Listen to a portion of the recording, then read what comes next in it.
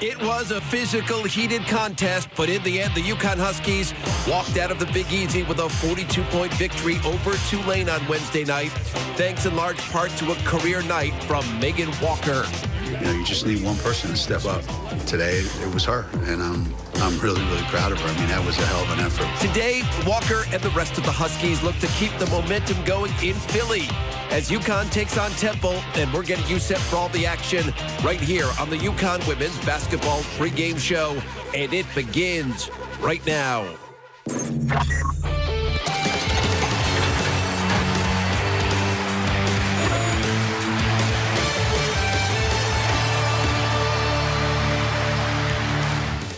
It is the Liacouras Center in Philadelphia. It's where the Temple Owls go to play host to UConn, and tip-off coming your way right here on SNY at the top of the hour as we welcome you, the UConn Women's Basketball pregame show. Gary Apple sitting alongside Kara Walters. We're here a little bit more than a day earlier than we originally expected to be because that winter storm, it is barreling down here.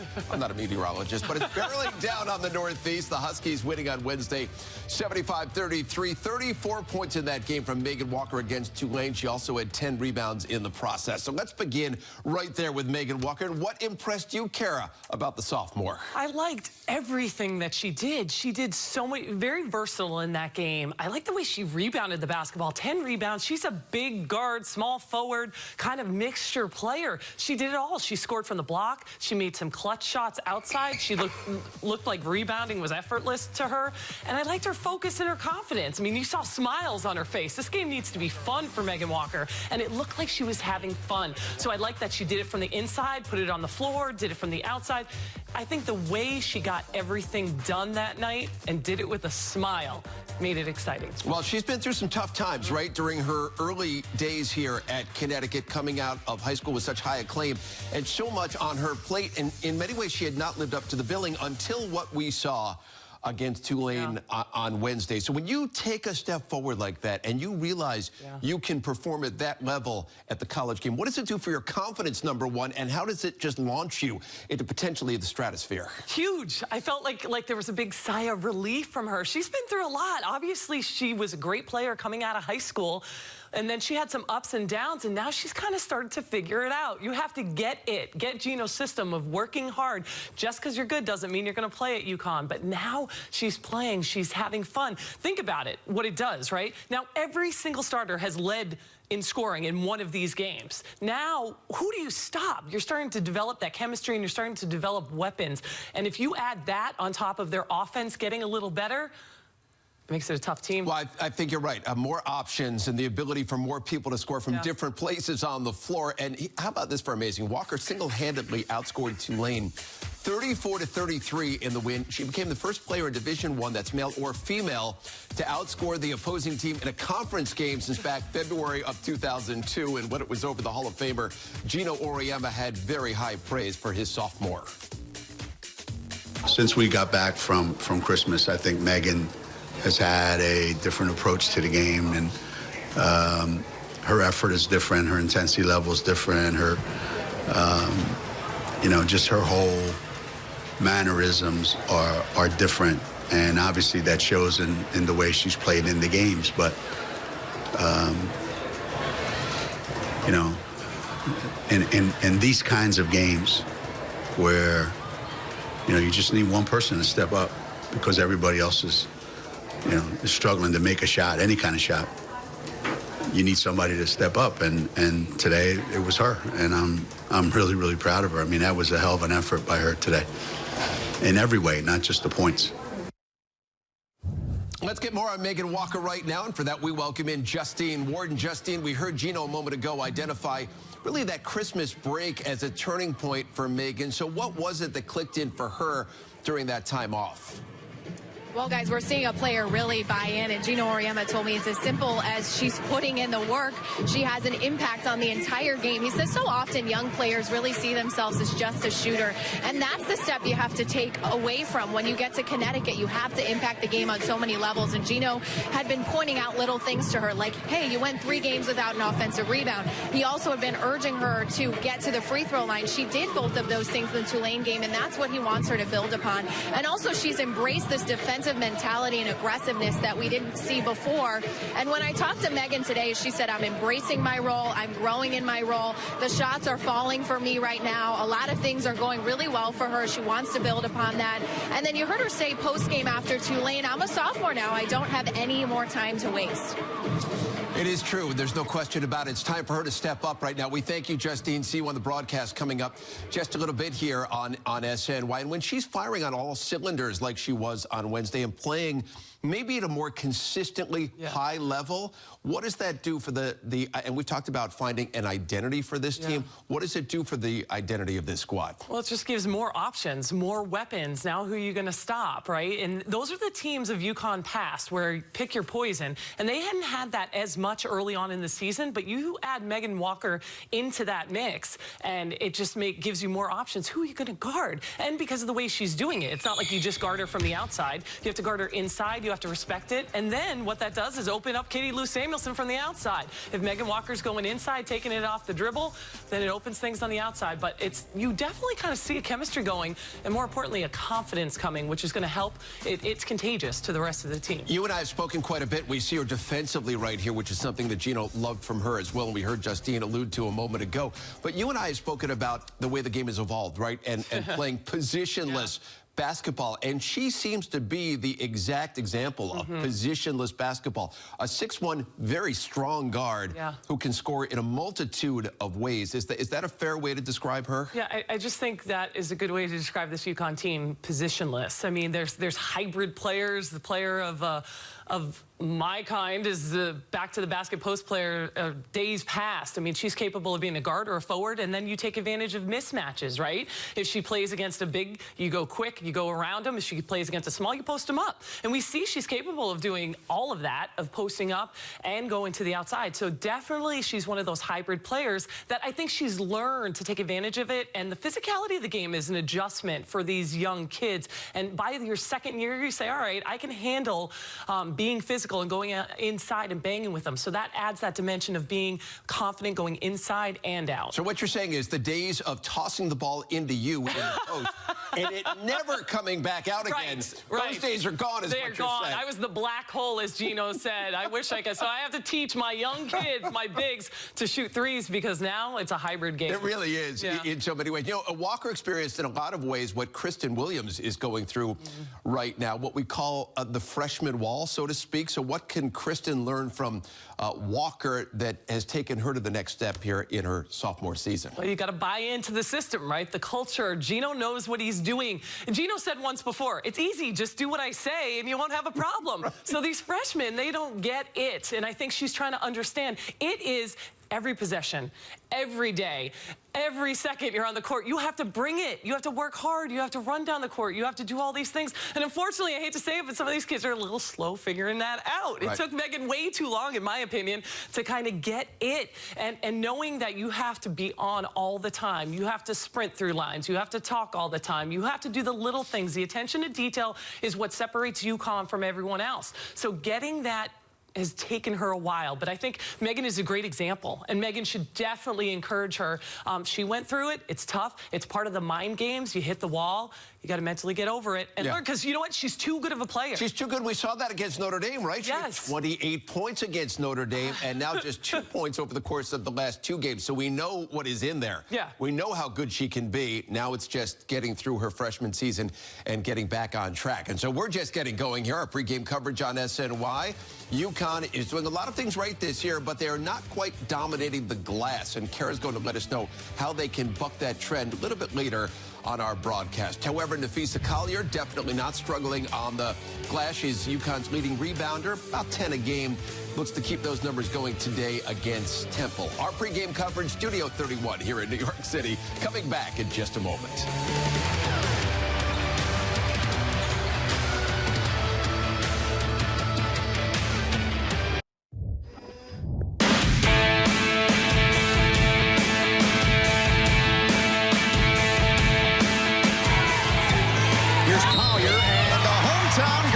It in. Beautiful feed and finish. Dangerfield to Collier. Clark with some speed. Taking it all the way. Trying to scoop one. Blocked though by Collier. Look at this pass. And And the finish with Collier. What a play by UConn.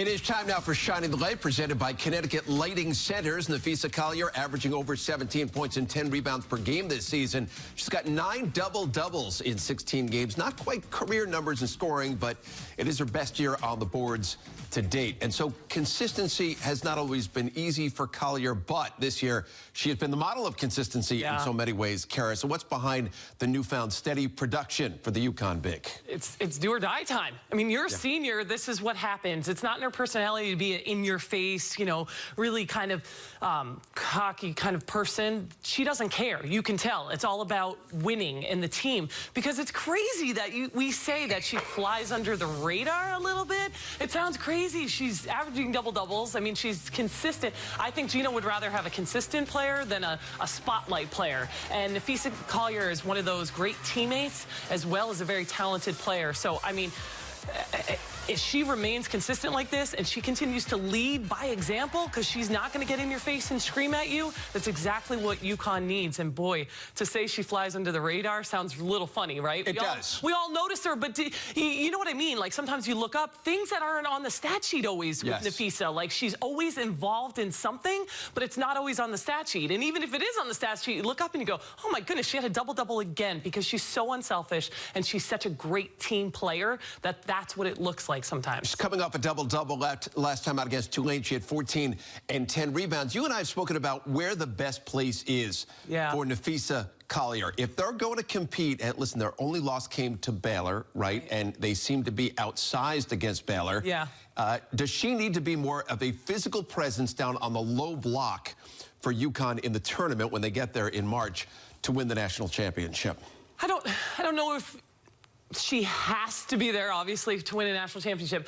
Do I like seeing things work through the post with UConn sometimes? Yes. I think it's important that she has to be a post player. Again, great that she's one of these hybrid players that can come outside, but she also can't lack in the post. When you play against a Baylor, that's the knock on UConn, right? Do they have the size to compete in the post? So that's somewhere that she needs to be confident being in the post. Does she have to be there all the time? Nope, but she has to be ready to be in there. She will be in the middle today for the UConn Huskies as they're in action down the turnpike, going to take on Temple. And still to come here on our pregame show, Crystal Dangerfield. She knows how to distribute the basketball, but should her scoring be more in the column there? Should she be scoring and a little bit more selfish with the basketball? We'll discuss that when we come back.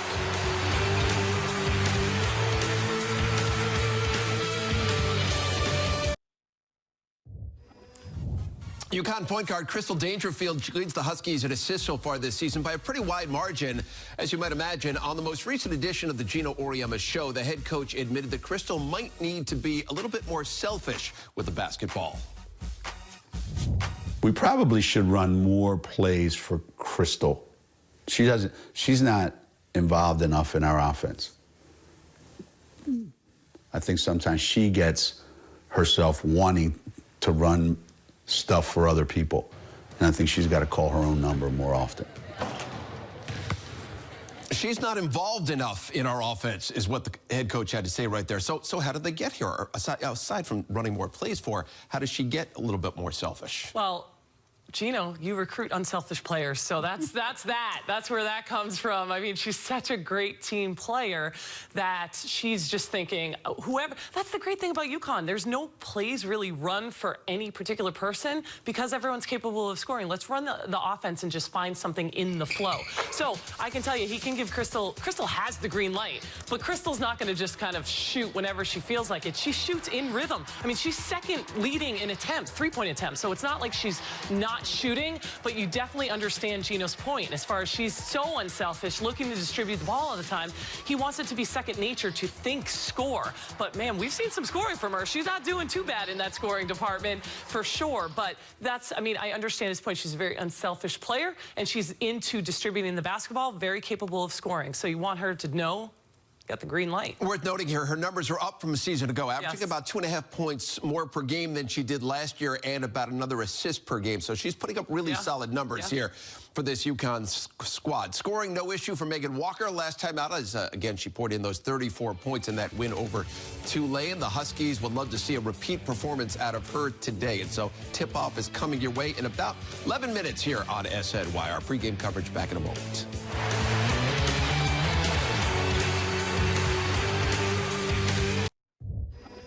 Here's a look now at UConn's upcoming schedule. It's presented by Town Fair Tire. After today's game with Temple, the Huskies head home, going to take on SMU and UCF, and then it's back on the road for Louisville, and then a trip to Cincinnati.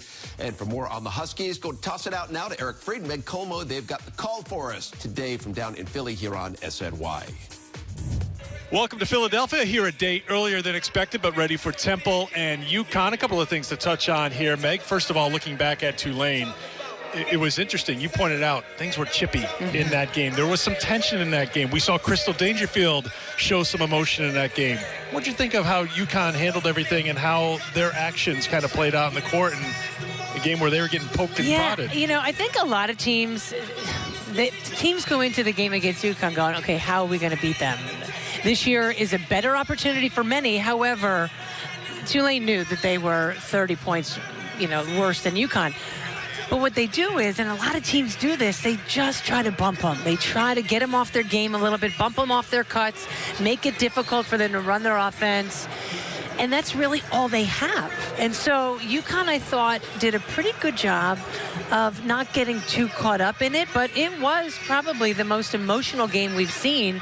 Gino got a technical. A lot of stuff happened, but to me, the positives of it, UConn has to learn how to go through those things.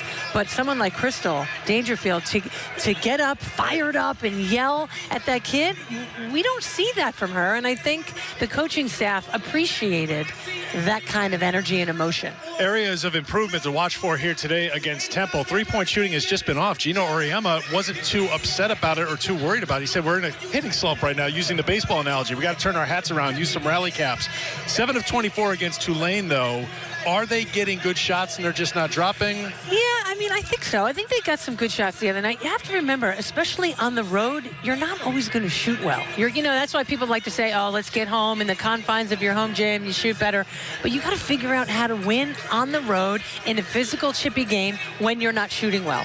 And I think they did a lot of other things to help themselves in that regard.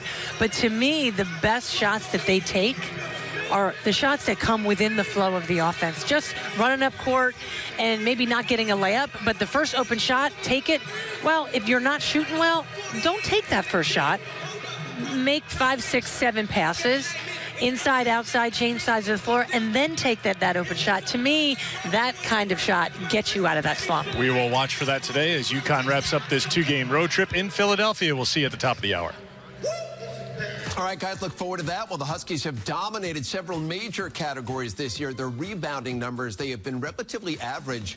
They're on pace for one of their lowest rebounding differentials over the course of the past 20 years. And as you can see here, when the boards aren't there, the titles aren't there either. So let's hit into Kara's corner right now, and let's look at how the Huskies can improve on the glass. Well, there's just a lot of things involved with rebounding, and they don't have the height, right? So they have to be smart. It's all about positioning. It's all about heart with rebounding. You have to want the basketball, and you have to be smart. So positioning is the #1 thing, because you're not going to go over people this year. You have some big bodies, so find a body, get it on someone. There's been a lot of examples this season with the rebounding where they're out of position, first of all, and then they don't find a person to put a body on. It's just their positioning and finding people to put bodies on that's been a problem.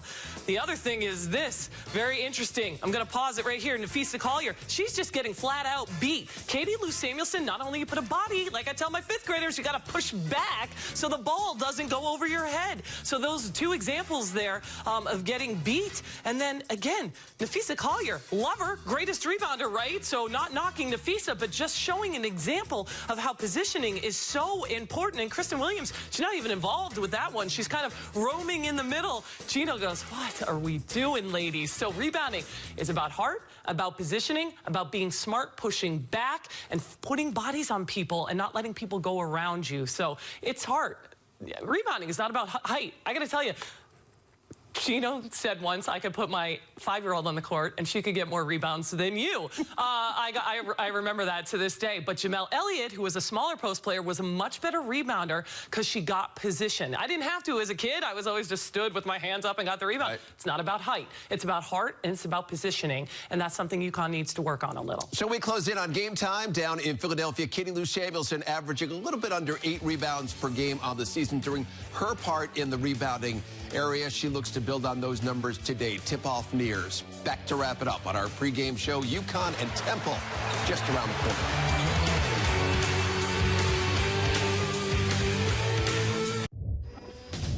No change in the UConn starting lineup. This starting lineup has been responsible for 90% of the UConn scoring so far this season, so not a lot of production from the bench. So what about things to look for, especially early in this game, Kara? What are you looking for? Well, they want quick starts again, right? They need those quick starts, quick runs, and they need consistency. We've seen bits and pieces of good things. We want Megan Walker to continue to grow off of that game. Kristen Williams to get out of her slump a little. UConn played good defense in the last game. Now they need to start knocking down shots offensively. So a lot of little things to look for. Temple's not the greatest team, so UConn just needs to work on what they need to work on and not worry about who they're playing against. And there's a lot of things that they can work on today, but I think building off the last couple of games and trying to be consistent is important today. I really am interested to see here if Megan Walker just comes out with fire in her eyes. Yeah. In many ways trying to prove that what happened on Wednesday was not a fluke, right? That I can back this up and I can be this player every single day and night on the courts. I think that's what Gino's hoping to see, right? Yeah. That confidence that I'm capable of doing that. And then Kristen Williams, let's see if she hustles and earns confidence back by Coach Auriemma, because she's going to be needed down line. Very good, but we got to make sure back-to-back nights and back-to-back days you're getting it done. Hey, listen, Gino got in her face, in her grill, pretty good, right? On Wednesday, let her know you've got to hustle up and down that court. Otherwise, you're going to find yourself squarely on this bench next to me. So Kara and I go to see you back here at the half. Enjoy UConn and Temple here on SNY. Eric Freed, Meg Colmo, Justine Ward with all the action from down in Philadelphia. See you back at the half.